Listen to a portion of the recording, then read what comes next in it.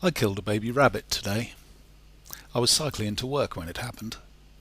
I need to be at my post by 5 a.m, so I pretty much have the roads to myself at that time of day. It was the carrion crow and the large black-backed gull that I spotted first, dancing and pecking around something at the side of the road. Then I spotted the bunny between them, spinning itself in circles while its back legs dangled limp behind it. It must have been winged by a car or lorry. The birds quit pecking at the bunny and flew off once I was on top of them. I lay my bike on the verge and stooped to pick up the doomed little thing. It squealed like the devil before I swiftly dispatched it by banging its skull forcefully down on the asphalt. I threw the body on the verge so the birds could pick at it at their leisure without having to dodge vehicles. I was raised on a small council housing estate in a very rural village.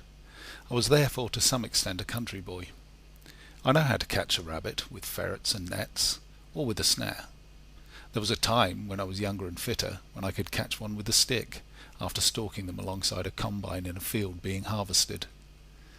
I can dispatch a rabbit quickly and painlessly, even without the aid of asphalt. I know how to prepare and cook them, and I know how good they can taste.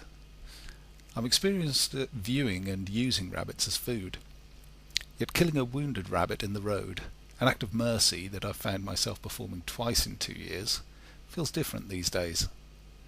I've lived in towns and cities for too long, I suppose, and the death of an animal now saddens me, sometimes deeply. Would you believe I say a little prayer for them when I euthanize them these days? This morning's incident got me thinking. If a man-made or natural disaster causes an extreme tot-walkie situation, then there could be a lot of hungry people for bush tucker. Somewhere as overpopulated as England, where I live, is likely to very quickly witness a crash in the wild bird and mammal population. The countryside will be positively packed full of hungry urban folk who are desperate to catch and kill them some bush tucker. It will be a steep learning curve for them, but learn they must. And once the raided stockpiles have gone, once the carefully cultivated vegetable gardens have been trampled, once the bush tucker is rare, cannibalism must surely follow.